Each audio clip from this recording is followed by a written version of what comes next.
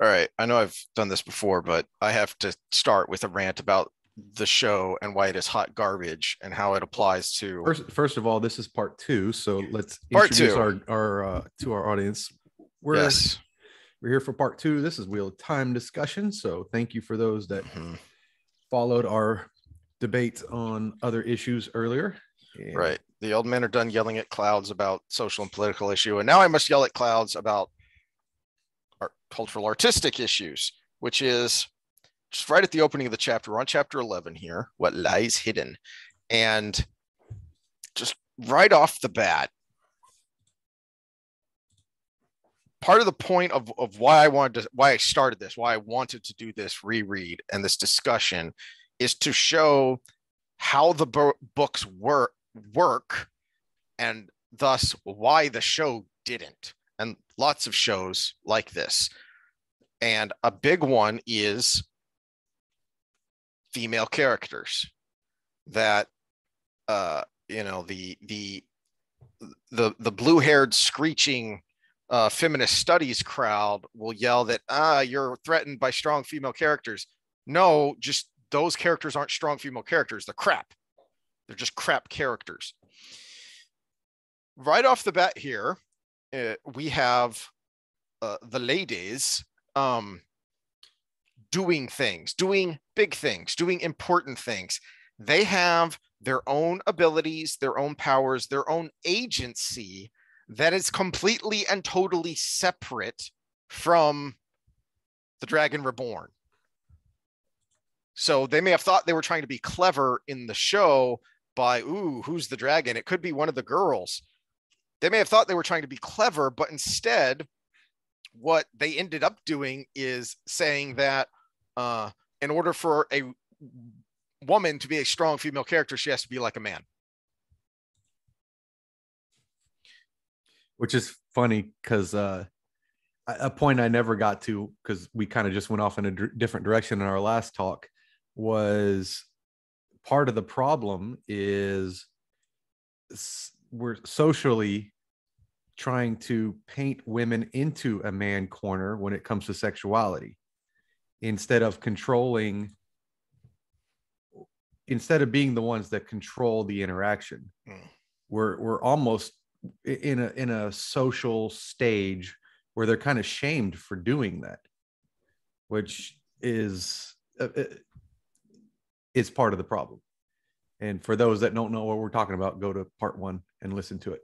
Oh, I thought you meant our last Wheel of Time discussion, because there's a good example of that. Because in our last Wheel of Time discussion was when Egwene and Elaine went to Rand to try and play matchmaker, for Egwene to try and help play matchmaker with Elaine and Rand. No. I was talking about our last discussion because, when we talk about the investment in the situation, the female has a much greater investment. Mm-hmm. And so males are the way we are because partly because we don't have that investment. And it's actually in our best interest from a survival standpoint way back in history before we had agriculture and cities and all of these things to spread our seed around as much as possible. And we're kind of hardwired for that, where it's the other way around for the female commitment, because they have to have the full time in gestation. They have to take care of the child as it's not able to eat regular food. And then along those lines, so going down the list of things. So when we started painting women into the corner of they have to be like men, when it come to that as well, it's all along the same timeline too. With our feminine heroes, we're painting them in that corner where being like a man is awesome. How patriarchal is that? So when we look at something like Captain Marvel, that's not girl power. That's the patriarchy, because you're making them like a man. Mm-hmm. They're awesome because they're like a man. No, they should be awesome because they're an awesome woman. And that's what I think you're talking about here. Yep. That Egwene is going into the world of dreams. It is dangerous. She knows it. They point that out because Avienda suggests, maybe someone could go in with you using the Turan Grill. And Ani points out it's too dangerous, and we might end up causing more harm than help by not knowing the rules and not knowing how to conduct ourselves. So Egwene is going to go in, and is going to go in alone, knowing that there's potential danger about, but it has to be done to try and again, they have their own agency. This has nothing to, well, it tangentially has something to do with the Dragon Reborn, because remember, part of the reason the Black Ajah is supposedly going to Chanchico is because there's something there that's a danger to Rand. Okay, well, tangentially it involves him, but it's also about their quest, their charge from the Amarillan to find the Black Ajah. So they're going to keep chasing them because this is their duty. It's their agency to go and do this thing, this very important thing, not just to themselves, not just to Rand, but by the world as a whole, because the Black Ajah is such a danger during this time.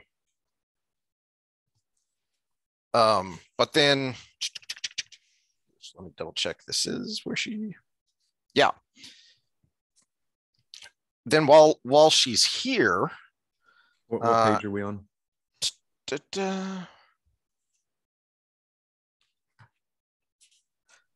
Page 211.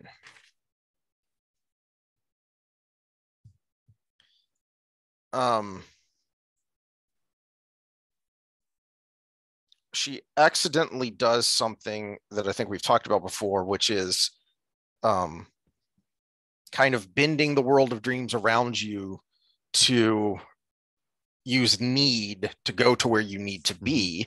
And she ends up in the waste. And she doesn't know why, and this is weird. And she encounters another woman who we're going to find out here in a second is a wise one who is incredibly strong in the world of dreams. I think I've got our meme for this one. It might, is it, you tell me if it's too early for this one. Keep going. I got to find it. But well, so much so that after Egwene jumps away from Amos chases her down and is able to find her, and then has a very commanding presence and is very authoritative, and says, "If you want to learn, come to me."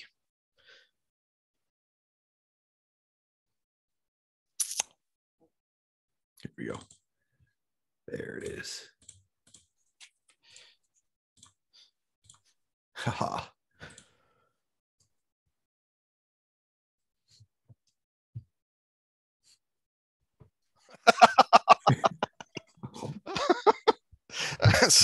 That's perfect.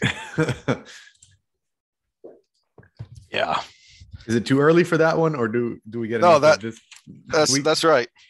Okay. I know what I'm doing. No, you don't. All right, yeah, it's gonna bug me if I don't fix this.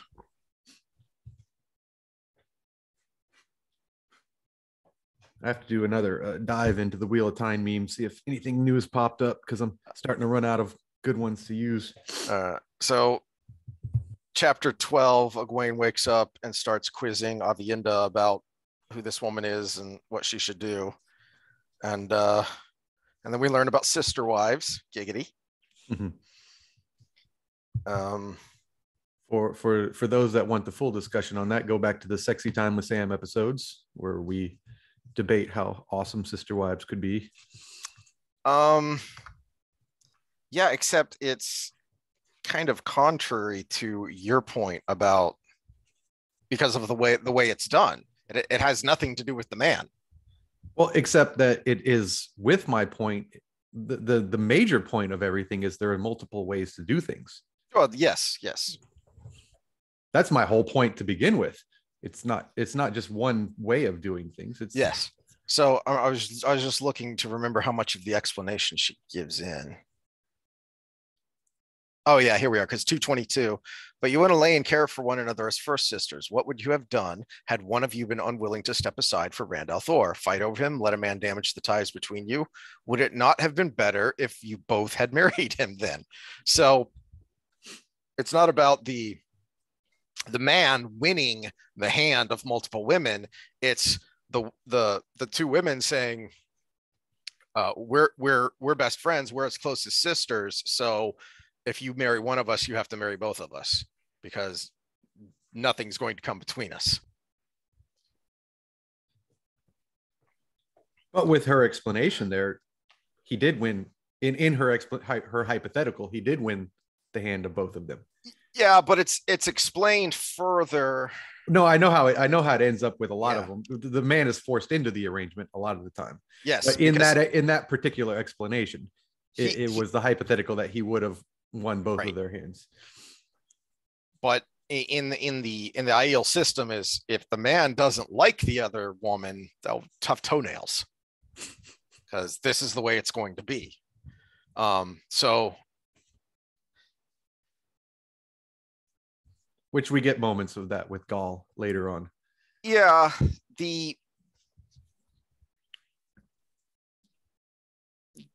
is why these books were praised for the way Jordan writes female characters, because he really writes strong female characters. There are very strong, not just individual women, but groups of women that are very prominent in the fantasy world, as well as detailed in the books as characters.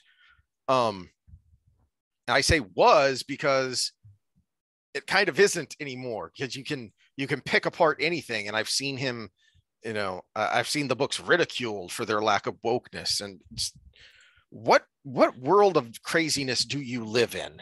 Where that's what one of our points from the beginning when we started the series, the film series thing is, his books were more progressive than even most of society nowadays wants to be.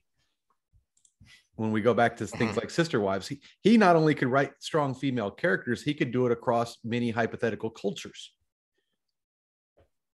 He took a situation that most people think as a man-friendly environment, having multiple wives, and flipped it on its head and made the woman the power in that situation. How progressive can you get? It's the reflexive insanity of the wokeness. That's I need to listen to more Douglas Murray, because that's what he was talking about in the interview I listened to yesterday, is just how insane it has become, versus then when you actually read it, when you actually sit down, read it, think about it, it all makes kind of perfect sense that, oh, well, yeah, of course this is a strong female character. Of course this is empowering and progressive. But if you just look at it on its surface and you're a crazy person, you can find ways to criticize and besmirch. Of course, I could flip that on its head a little bit with those kind of thoughts are exactly what a codependent would think in the face of a narcissist, but they would post hoc justify their decision by saying things like that. But we could take this in all different directions. But from Jordan's perspective, I'm sure he was trying to put the strength on the female, not what I just said.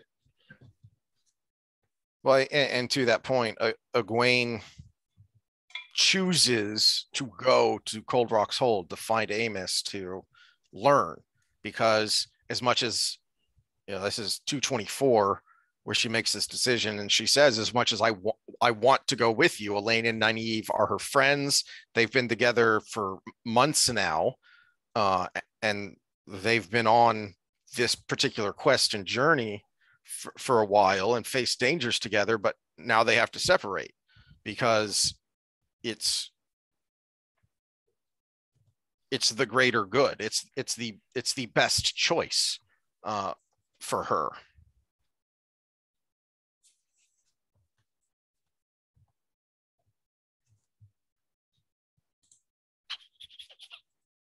Oh.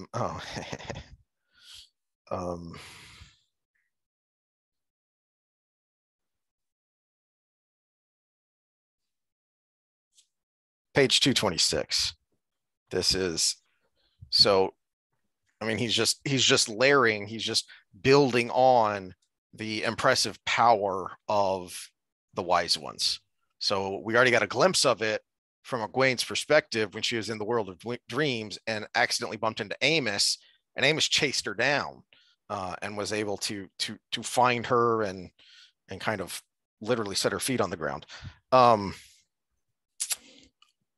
And Aviendha stubbornly does not want to go with Egwene. She wants to go with Elaine and Nynaeve. She doesn't want to go back to the Waste. She is going neither to Tanchico nor to Cold Rock's Hold, Moiraine said, taking a letter from her pouch and unfolding the pages. This was placed in my hands an hour gone. The young Aielman who brought it told me it was given to him a month ago before any of us reached Tyr. Yet it is addressed to me by name at the Stone of Tyr. She glanced at the last sheet. Aviendha, do you know Amos of the Nine Valleys, Sept of the Tardod Ale, Bayer of the Hydo, Sept of the Sharad Ale, Melaine of the Girard, Sept of the Goshine Ale, and Senna of the Black Cliff, Sept of the Nakai Ale? They signed it. They are all wise ones, Aes Sedai, all dreamwalkers. Dreamwalkers, Moiraine mused. Perhaps that explains it. I have heard of dreamwalkers. She turned to the second page of the letter. Here's what they say about you. What they said, perhaps before you even decided to come to Tyr. There is among the maidens of the spear and the stone of Tyr a willful girl called Aviendha of the Nine Valleys, Sept of the Tardod Ale. She must now come to us. There can be no more waiting or excuses. We will wait on the slopes of Kandar above Rhuidean. So that's impressive. Apparently, wise ones, dreamwalkers can tell the future. Which we get glimpses of with Egwene in her dreams. But yeah, we've already had some glimpses of it. But she has no idea what's going on, where apparently they kind of figured things out a little bit.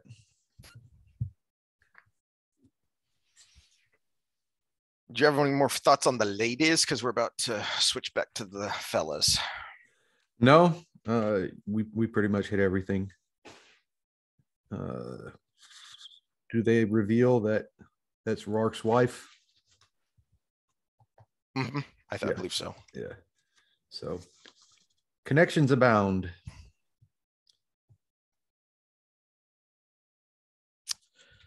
All right, then. Chapter 13, Rumors. We're back to Matt. I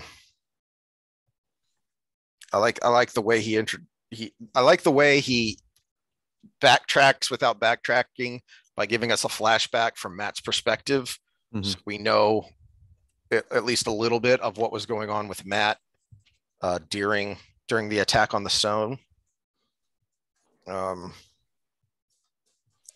And he's freaked out because somehow the shadow knows that he's the horn sounder. Because a Fade comes after him and tells him time to die, horn sounder. Mm-hmm. So pesky.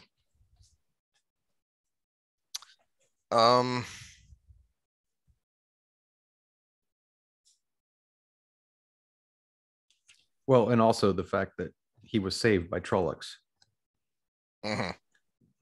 That's a little important. Of course, we kind of know why from the actual fight, but yeah, we saw that a little bit from Rand's perspective, but he kind of knew what was going on because Lanfear was there talking to him, and Matt's just plain confused. Poor Matt, because he doesn't know who Selene is at this point. I don't think, right? No, because he was out the first couple times. Yeah, no, she visited him in the tower. Yes, so he doesn't know that Selene is Lanfear. Yeah.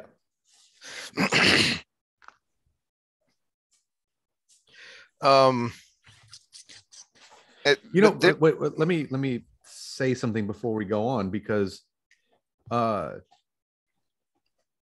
we need to consider at some point doing some of these live on YouTube, because I noticed Scott comments as he's going through the videos. And so if we might do that, so we can actually talk about things in real time on some of those. We're at 49 subscribers. Help us get to 50. I need that 50. I'm kind of going like OCD on this. I need that number 50. But yeah, we might consider, just even to play with it to see what the format's like. Okay, back to where you were. Sorry, well, that just came to my mind. Now, once more, we're going to come around to it repeatedly throughout the series, but free will versus destiny. Because Matt hears the rumor about the two rivers, goes back to the stone, finds Perrin already packing. So Perrin's heard about it. He's getting ready to leave. And Matt is still confused. He still feels bound to Rand and to this place. And I like the reaction of Perrin just shrugs. Yeah, I feel an obligation to Rand. Yeah, I know I'm supposedly Ta'Veren, but it's home. I gotta go. It is what it is. And Matt literally can't say the words. Burn me, I will.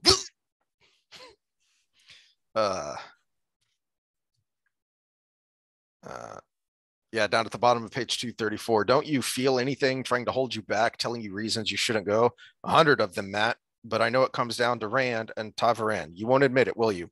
100 reasons to stay, but the one reason to go outweighs them. The White Cloaks are in the two rivers, and they'll hurt people trying to find me. I can stop it if I go. And at this point, Matt doesn't know why he would be saying me. Yeah. Does he explain it to him here? I can't remember that. No. He just says he can stop it. He just says, I gotta go.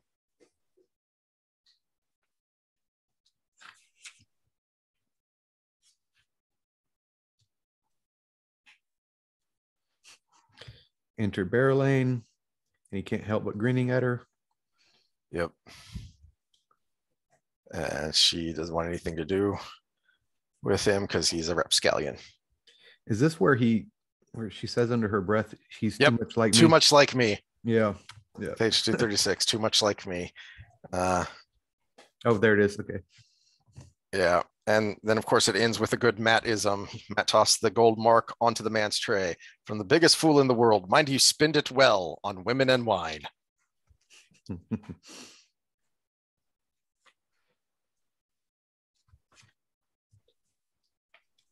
Then we go into Perrin. Yep. And then we get a little bit of where people find Aiel annoying. Yeah. At this point, this is where I really did too. Barrelane comes in. She does her little sultry seductress routine. Aiel walks in on it, and Perrin plays into it to get her to leave so that she won't go with him. And so Aiel goes out chasing after. First, she gets pissed off at Perrin, just absolutely livid at Perrin, but that doesn't stop her from also wanting to stick a knife in Barrelane. Well, but to his credit, that's what his goal was to piss her off. So he did a good job. We can't blame her for that. He kind of made that happen.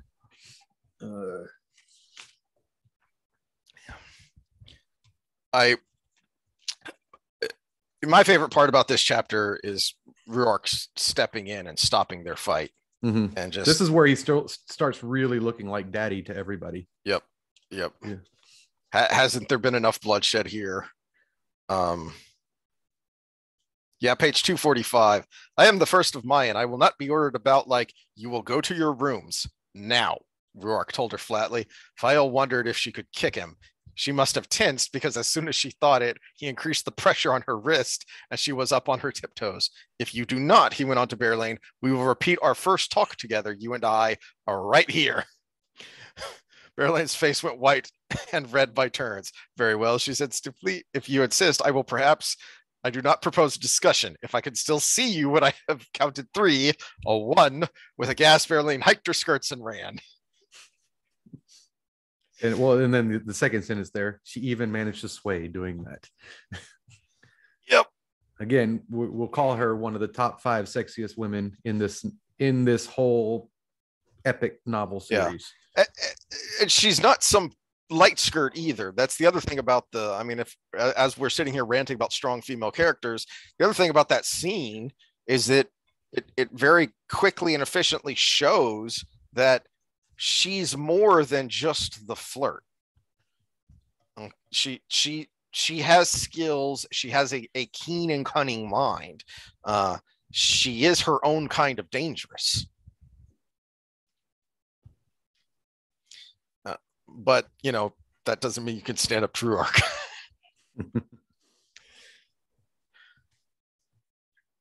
So now, finally, we get into the doorways. Boy, howdy.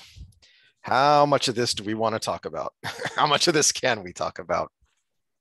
Well, let's just go over it, and then we'll go straight into our spoiler section. That's a good idea. Yeah. Because this one... Yeah, that's a good place to stop, because then we go back to Perrin for several chapters. So that's a good place to stop after this.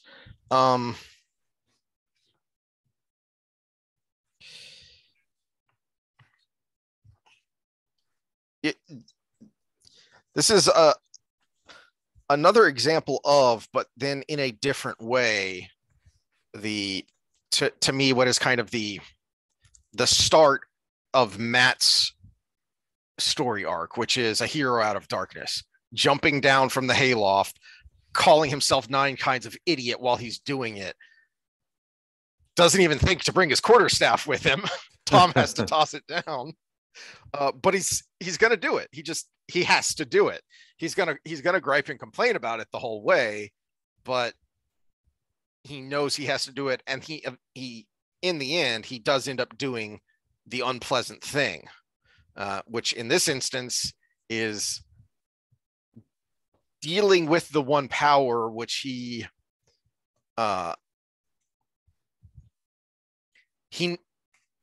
never breaks away from that small rural, that small town mentality that we see at the very, very beginning of the books at Eye of the World. Of the Perrin has a healthy respect for the one power and wielders of the one power. And then, of course, Rand actually ends up using it, actually ends up embracing, even though that causes some kinds of psychological damage. Matt never loses that fear and discomfort about the one power. Mm-hmm. And we really see it shining here. I mean, we saw it a little bit in The Dragon Reborn when he was trying to get out of the White Tower, and he didn't want to be tied down. One, he doesn't want to be tied down at all, but 2, he definitely didn't want to be tied down there. But he's got 2 strong forces tugging at him, and he needs to know where to go and what to do, because he wants to help his home, but he feels all these strings tied to him, pulling him to Rand, and he can't make himself go. He can't make himself join Perrin. So he's got to subject himself to this in order to figure out how to help his home. Which I believe is his first question, isn't it? That's what I was looking back at.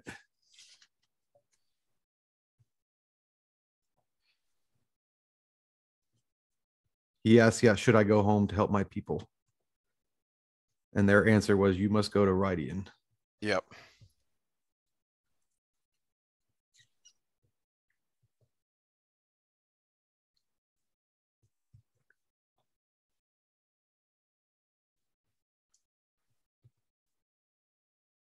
Yeah, and then he gets completely derailed. Mm-hmm. Yeah, because he went in there with a plan. He and it says that he very carefully lays out the situation, being very careful not to ask a question anywhere there.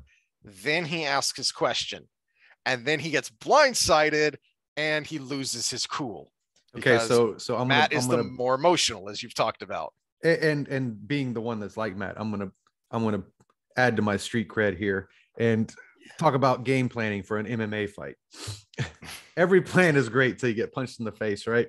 Well, mine wasn't punched in the face. So I went down to Mexico, Monterrey, to fight, and we get there for weigh-ins, and the guy who stood up to weigh in after I did, who was not the person that we had tons of video from. It was a different person, and not even close. Didn't even look the same. And we weighed in, and they're like, "Oh, we made a last minute change." So then we go out, and I'm on my way to the ring. We did a ring in Mexico instead of a cage, and I was like, "Shit, I gotta pee. I gotta pee really bad.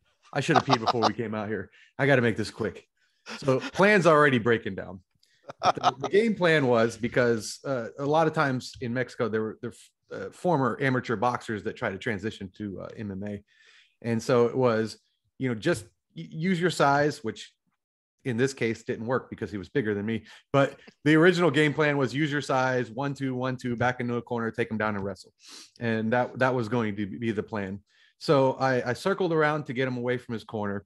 And at about 10 seconds in, whack, he inside leg kicked me on the right leg, harder than I've ever been kicked in my entire life. And the whole time slowing down thing, it was time slowing down enough to feel the worst pain I've ever felt in that part of my leg in my entire life.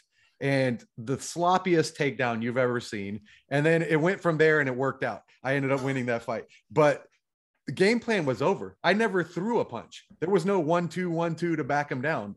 It was, I got kicked harder than I've ever been kicked in my entire life. And everything changed. That's what we're going into right here. Everything became reactionary after that point. And luckily, Matt's good at reaction, just like I'm pretty good at reaction, and I ended up winning that fight. To the point where then he is able to get more out of them than he's supposed to, because he's being belligerent. And I think we find out at the end of this chapter, right, of what it is. Yeah. At the end of this chapter, when he backs out of the doorway and runs into Moraine, and she kind of tells him what they were doing, but they're getting so much out of him that they don't want to let him leave just yet. So he gets more out of them as well, because he's going to be belligerent. He's going to keep pushing the issue. So on top of getting his questions answered, they then make a series of statements, which also, adds to the reader's knowledge here, though not necessarily to Matt's, because it takes him a while to figure all this stuff out. Yeah, well, and we get to the free will thing.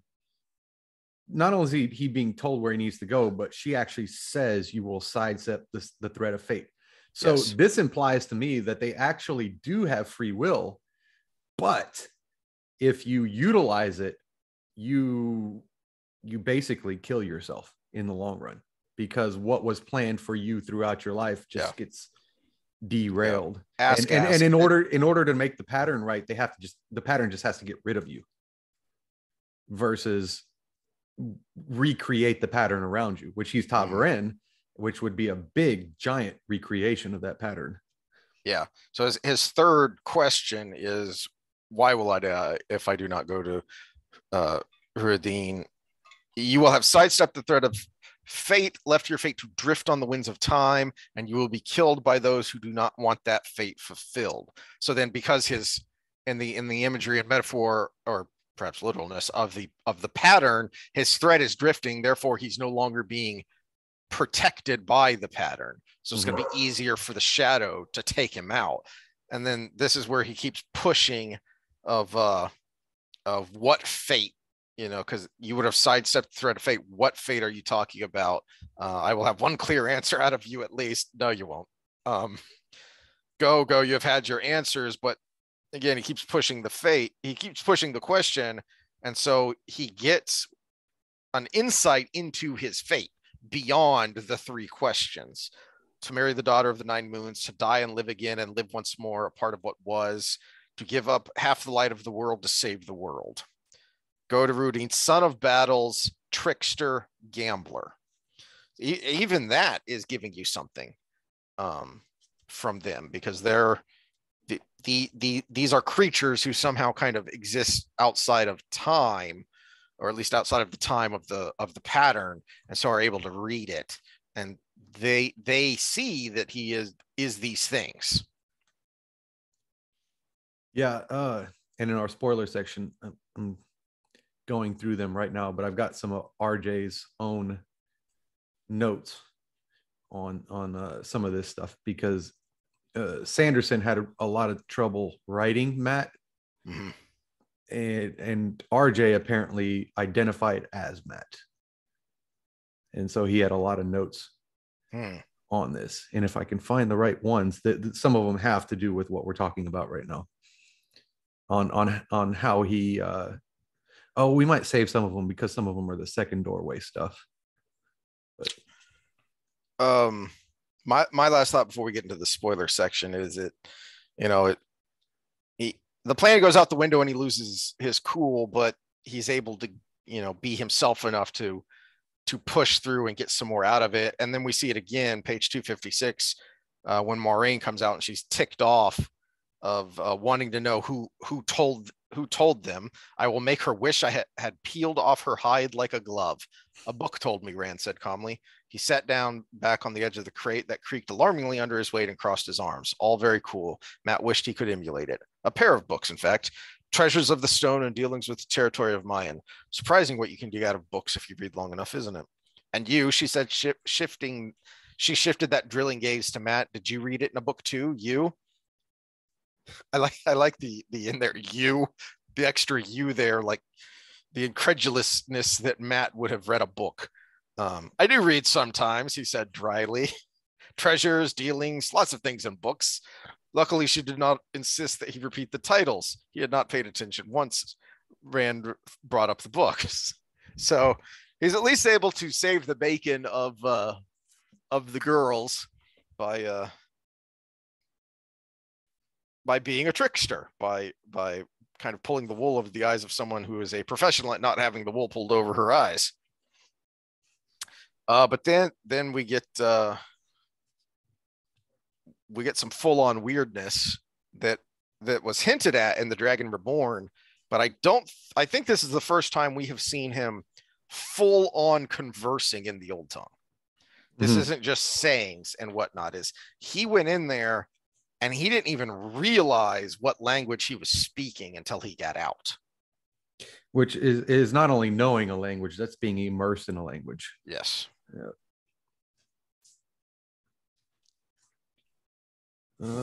Yeah, that's probably it before spoilers. Yeah.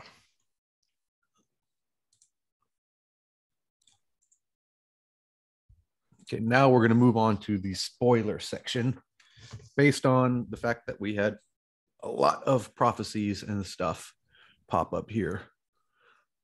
What did you want to start with? I'm not sure how deep I want to go into the. I will just say it is both interesting and infuriating, especially if reading it through the first time, how long it takes for some of these for you to even have a hint at some of these. Like Daughter of the Nine Moons, I think is It's one of the ones that's more clear when it comes up, but it happens way late. Yeah, but I think it's book 7 where you see, where you kind of get in, where you even get your first hint at who that is. And those are some very long books. So especially book 5 is quite lengthy. So it's a good ways before you get there. Mm-hmm. Now, have we already seen to give up half the light of the world to save the world? I think we've seen that, haven't we? What do you mean? I thought that was one of Egwene's dreams.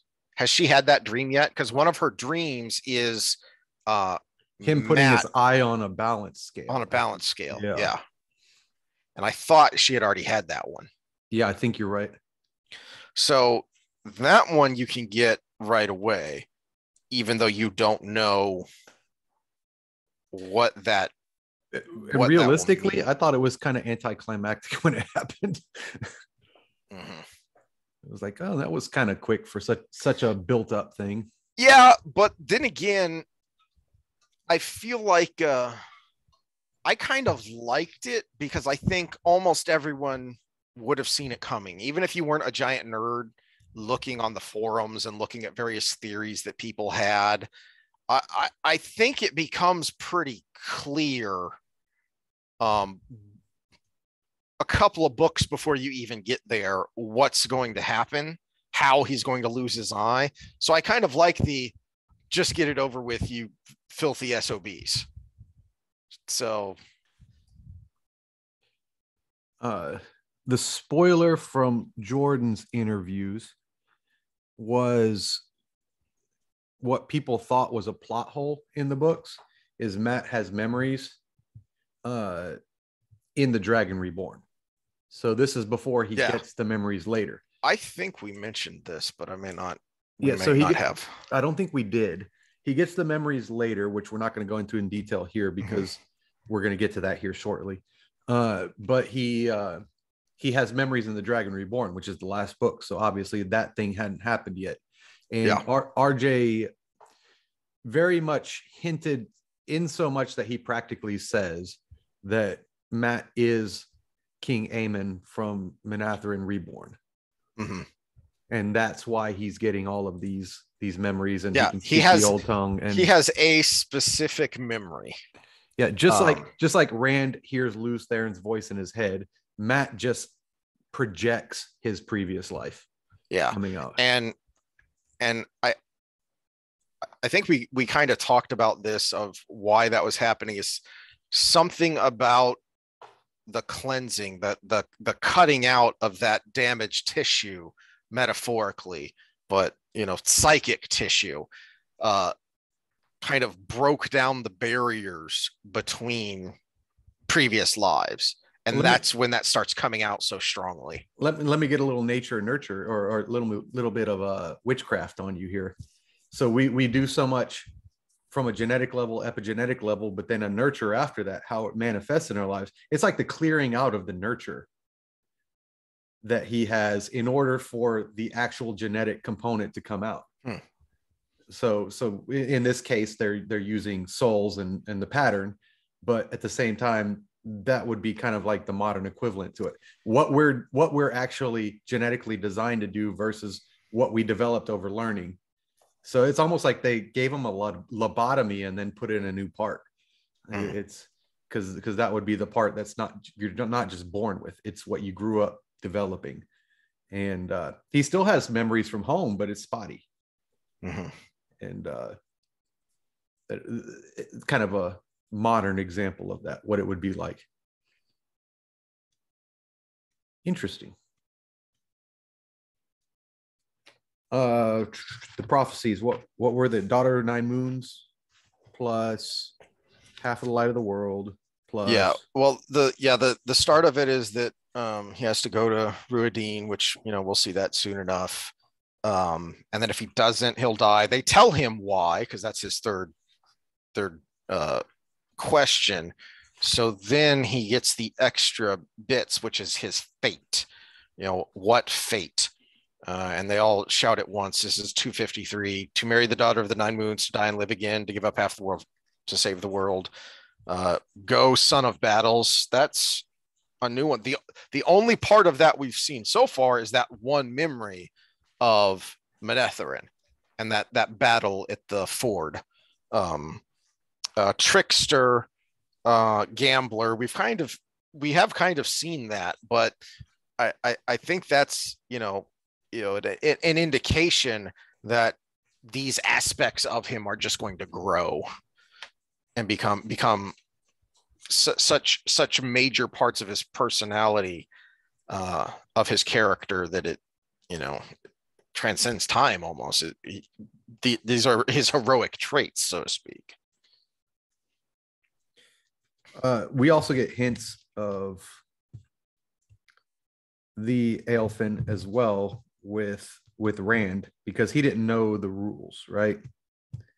And he talks about the sword keeping them back, shied away, and then we get little hints going forward as they play snakes and foxes and etc. But I did like Matt. I won't marry a bloody noblewoman. I'll marry when I'm too old to have any fun. Well, speaking of, that's a good transition to the other thing you wanted to talk about, which was RJ writing Matt and Sanderson having trouble with it.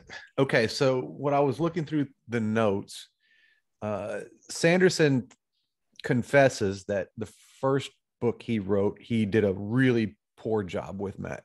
Let's see if I can find. I still haven't finished. I kind of got stuck in sidetrack, but through the last three books, Rand is definitely the most consistent character. And Matt is wildly divergent just within those three books. And there's kind of a big jump between the first one Sanderson did and the second one.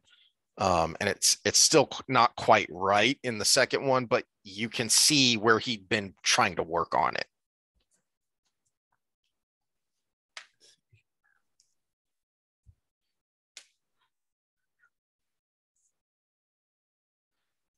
And Perrin, he actually writes Perrin's points of view pretty good. It's really my problem with Perrin in the Sanderson books is that just what happens to him. I feel like we've kind of reset and circled back, and we're retreading old ground is my problem with that. But Matt is just, and that was the biggest criticism I remember seeing when the book first came out, was that Matt was just not even acting like Matt. Well, and Jordan did talk about doing that on purpose, that he wanted to develop everything else around him first and then develop him as a character. So you don't see a whole lot of Matt till the Dragon Reborn, and then all of a sudden he just kind of flourishes. That's interesting. Perrin, Sanderson says, was the easiest for him to write, but he says because he was the most like himself. Gosh, I can't find the right quotes here, but either way, apparently Jordan identified with Matt the most. Rand, he kind of made an everyman, and then Perrin was Jordan's most complicated to write, but Sanderson's easiest to write, is what the dialogue was on that. I don't know how much of it actually played out, because again, I give Sanderson the benefit of the doubt. He was going from notes, and some of them, he did say some of the chapters were already written that he put in there. So some of those were already written, but for the most part, he's going by notes.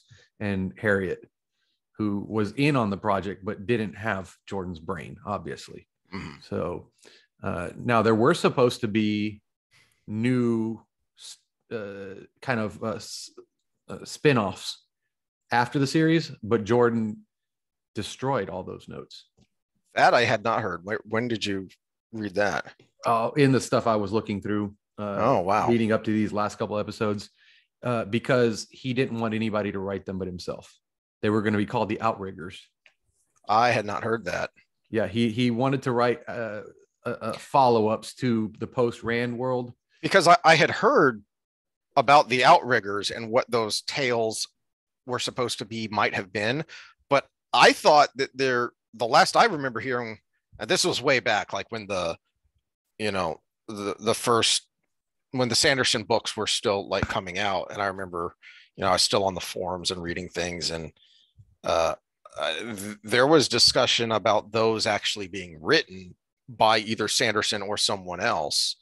I had not heard that he destroyed those notes because he didn't want anyone else writing them. Yeah, and there was only 2 sentences left behind about them, and one involves Matt and one involves Perrin. Let's see if I can find them here. Well, I remember reading that one of the Outriggers was going to be Matt going to the other continent, going back to the Sanchin continent. Okay. So yes, the 2 sentences left behind were Matt basically in a gutter, in a ghetto, in tattered clothes. So that was basically the only hint for Matt. He's in a gutter in Sanchin, in tattered clothes. And then the next one, this one's going to be verbatim, is Perrin is going to Shara to kill an old friend. I remember that now. I remember speculation and okay. So yeah, here's verbatim. Perrin is going to Shara to kill an old friend, and Matt lying in a gutter wearing a tattered cloak. Those are the only 2 hints left behind for the Outriggers. I'd forgotten all about that, and I'm annoyed that you reminded me because I want to read those now. I want to read those stories. The theories on Perrin is for some reason. Okay, so either one of the theories is Perrin is going to kill Rand, who, remember, disappears. Mm-hmm. And for some reason, I gotta when we're doing the reread here, I gotta see why this would be the case. But one of the theories is he's going to kill Gaul. The only thing I can think of where that would come from is the old friend part of it. Is there aren't a lot of people that could be. Yeah, but other than protecting Perrin's back in the dream world, where would Gaul come into this? And why would he be in Shara? Yeah, and why would he be going to kill him? Oh, another one is he could be going to find Elias, which would also make sense from the old friend way. But then there's the theory that it could be a sarcastic way old friend, and he's actually looking for Slayer.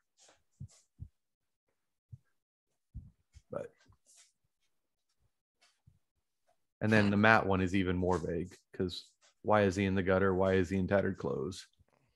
Skulking about or got his butt kicked. Yep. All right. Well, it's something to piss off the blood. But that's all we have. And Jordan apparently made sure nobody could follow up on his. Well, I didn't have any other thoughts, any more spoiler things to talk about. Nothing with the girls, nothing came through other than Amos.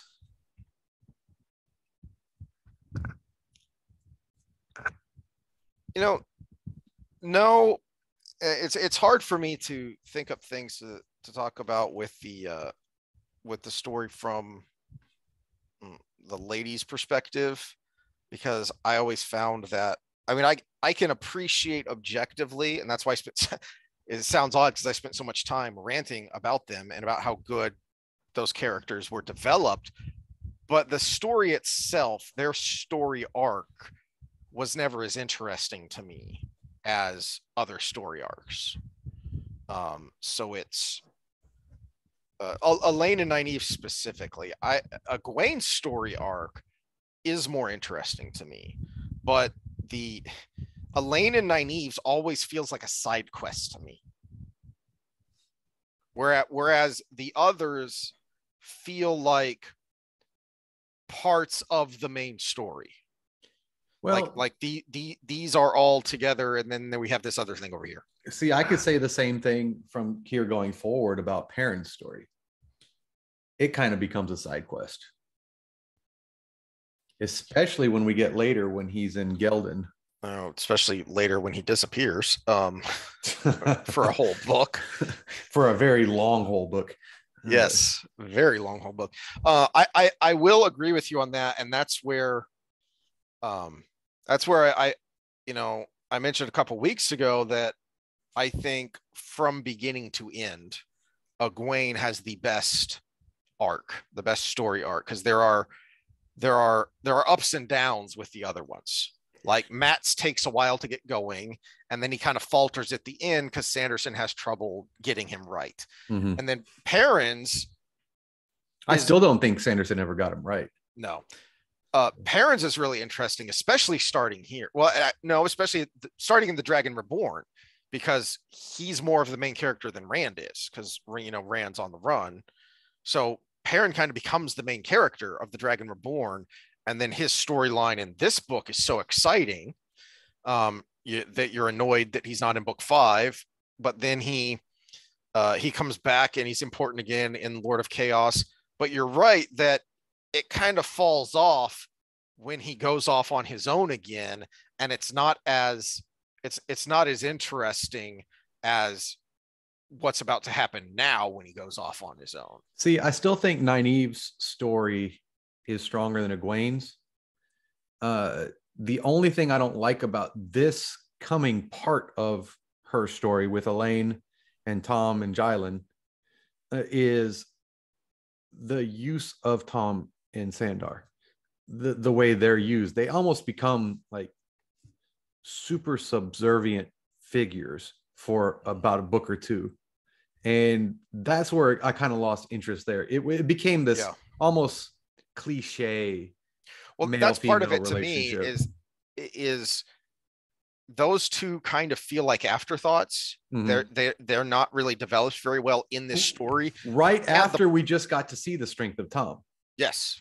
Now Sandar makes more sense because he's kind of in this, like, I need to make up for past. He's in the doghouse. Yeah, he's in the doghouse. And so for good reason. For but Tom reason. Being in that same situation didn't make any sense for a few books, or for all the way up until the Moiraine storyline starts again, realistically. Yeah. So but that to me, those two and their kind of lack just added to this storyline feeling like a side story.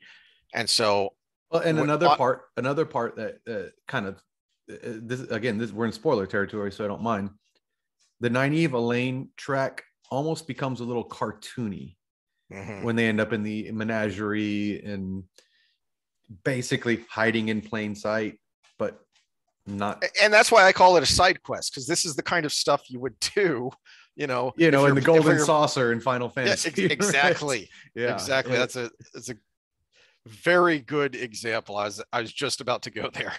Yeah, it really starts to come across that way, and that then after they break through that little spot, and then Nynaeve and Rand start re-interacting, then she becomes so integral to everything. And so it is that lull, like what are we, like 4-book lull in action with them. Elaine becomes important when we start seeing Galad again, and then she becomes annoying when she gets back with Rand, but and that's where she falls apart. Her strongest book, right, is this one right here, and realistically we kind of went through her strongest moments in this book, but yeah, I think you're right. There is a lull with that, and Egwene is much stronger in this one. Yeah, well, and that's why really I said from beginning to end, she's the most consistently good. I think she gets annoying though when she goes back to the little tower. She's important but annoying. Yeah. See, I like that. I like the machinations and distracted by the poor dumb dog with the cone on his head. Yeah. Oh, yeah. My poor Hamilton lost his balls this week, so he's got a cone on his head. But No, I think Scott was right that Egwene is basically the same old thing at the end of the day. Well, this is why the reread is interesting to me, and why I hope that we can bring that to our discussion here, as opposed to just an evaluation or a discussion that other people might do, because I didn't really have this thought until this last reread of really paying more attention to Egwene's storyline and thinking of it in total while I'm reading the individual parts. And that's when that thought kind of came to me of this may be what I consider the best arc in totality from beginning to end. You know, it doesn't have the highest highs, but it doesn't have the lowest lows either. Yeah, well, it's definitely in contrast to realistically the lack of depth we get from, like, say, Min, Avienda, and Elaine. They kind of become bit parts that become one person. Yeah, and that is a little bit of a, you know, I think one of Scott's comments on one of the last ones was it seems like Jordan sometimes forgets about his characters because he has so many, and that is something of a failing, because when it starts out, you know, pretty quickly, well, starting in the Great Hunt, it really seems like we're going to have two groups of main characters. We've got the three young men who are Ta'veren, and then we've got the three young women who are very powerful casters, very powerful channelers, and they're going to be together. And so it seems like we're going to have six main characters basically, except the ladies kind of fall apart, especially Elaine. And then you brought up Min. You know, here in a little bit, we're going to get back to her, I think, in a few more chapters, and she becomes much more prominent than Elaine in the latter half of the series. And Min is still my favorite of the tryst there. Yes. By far. It's mostly because Avienda really never gets any depth. And until the very, very end. Even still at the very, very end, she was still the spear sister. But she finally starts to overcome that when she becomes a full wise one. But then Sanderson gets to the last battle and then makes her a spear sister again. Yeah. You know, he just kind of threw the caricature back on it. Min at least had a little depth from an intellectual standpoint, and Elaine kind of just becomes a bitch. But Nynaeve, on the other hand, when we're talking about this lull in action, we get some stuff that happens to her that I think is kind of a setup thing. And a lot of times, some of the more boring parts, as we talked about with good TV series, is those first couple episodes setting up character without her becoming what she ultimately does. What would you say? What would you call it? Where she blames herself for everything, and she starts basically self-hating for a while. When she gets into that stage, that's what actually ultimately makes her a strong person. That's what helps her get over the hump that she was in. I hadn't really thought of that before, and you should keep that in mind when we get to the Nynaeve and Elaine chapters in this book, because that point is really the whole of the next book for Nynaeve. That's the whole of Fires of Heaven. So that's something to keep in mind as we get to those chapters and kind of see where that's going to come from. Because she has a little bit more of a high in this book in the things that she's able to do. Yeah, but it's that moment where she hates herself. That is actually a lot of times what brings people through trauma. It's basically we see the steps of cognitive behavioral therapy with Nynaeve to overcome her block, realistically. And that's a big part of it. It makes for an annoying section for her as the reader, but understanding that that's what makes her better in the end. Because we kind of we talked about it in the beginning of this series. We talk about her. She's kind of a bitch, you know, coming up to this point, and she still kind of is. You know, she has to be in charge of Egwene because Egwene's the little girl she basically helped raise. You know, she's got to be in charge of Elaine because she's a little girl too, even though she's noble, which makes me even want to be in charge of her more.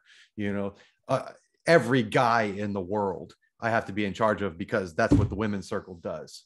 Yeah. You know, and we get that bit of her, and we never get the progression without that annoying section in the middle. Yeah. Well, and at least Jordan does a good job of setting up why she's like that. That because she came to her station very young. She's very young to be in such a powerful position. She's a very attractive woman, so she has to overcompensate to be an authority figure. She has to be an authoritarian in order to feel like she has authority. Well, and let's be a little bit metaphysical when it comes to the power. Remember, and I still have trouble thinking Jordan did anything by accident. Remember, she was raised by a man. And remember how Sadar works. How have I never thought of that? Yeah. How have I not till this very moment? She can't surrender. She can't surrender. She has to be angry and grab hold of the power. So she takes the power like a man. Yeah, you're right. Well, and it's she does surrender in her anger, because anger is also a form of desperation. So anger is actually surrendering to your emotion. Cold, hot, controlled anger is emotionless, whereas reactionary anger is surrender to your subconscious. That's a good point, because cold is a good way to describe what Rand does to prepare himself to take hold of the source, the oneness, the flame in the void and it's described more later as he uses the power more of when he goes into that state, his voice becomes emotionless and kind of dull.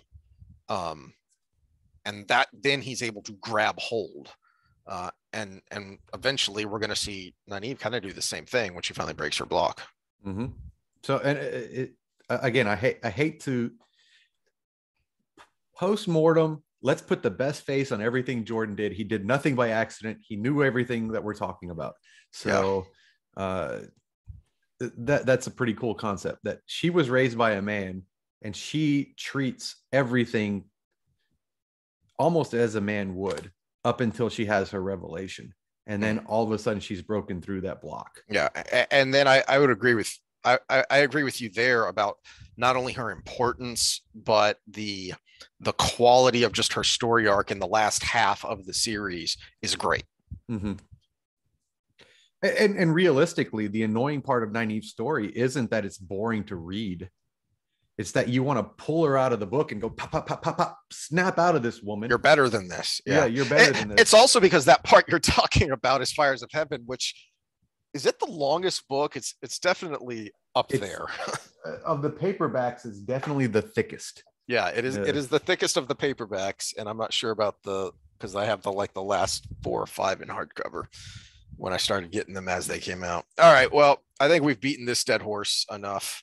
I'm glad we could end on something interesting and fun, and have some revelations. This is why we've reread this stupid series a gazillion times, because when you read it and then think critically and then talk about it is the real fun, because that's when you go, oh yeah, I hadn't thought of this before. I just had a light just touched my brain. Well, and we touched on something earlier, possibly doing a live or whatever. Anybody that would be interested in that, throw in the comments what are good times and stuff. Obviously, we got to work around our own schedules because we work full time and all of those things. But what would be a good time, or what days are best, or that way? I mean, we only have so many subscribers or whatever, but at the same time, if we can make it happen, if it has to be something for the future, at least we have some data points that we can pull from to make our OGs happy when we get to that point as well. So anything else you want to add? I got nothing. I'm going to go play with my meat. Yes.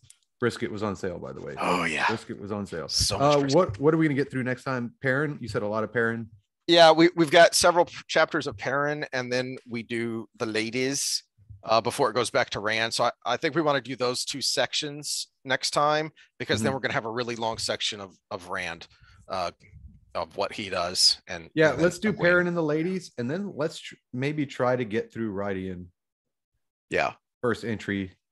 Giggity. That's a big chunk of lots of stuff. It's a big chunk of lots of stuff, but most of the expansive talk will be spoilers. Yeah, for sure. So we can kind of rush through that little bit of section without too much, just kind of basically giving the Cliff Notes version of reading it, and then go into spoilers after that.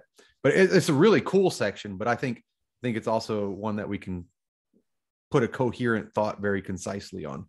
Yeah. Yeah, let's make that for our goal. So Perrin and the girls, then Rhuidean, and then it gets a little more complicated after that, because then we got the caravan and all that, and intro to new characters that are very, very, very. And then at some point, I don't remember where it gets to. Goes back to Perrin and gets into the Two Rivers stuff. Yeah, so I'm almost contemplating. Do we want to do that in chronological order, or do we want to do a Perrin episode, or yeah? So anybody that's going along with this, finish Shadow Rising. Just finish it, and that way we can do it in a non-chronological way. That we might end up having to do that, yeah, depending on how long it takes us to get through these next couple of chunks. Yeah, because then we can do a whole episode just on Perrin and the Two Rivers, and then we can do a whole episode just on post Rhuidean Rand and Matt.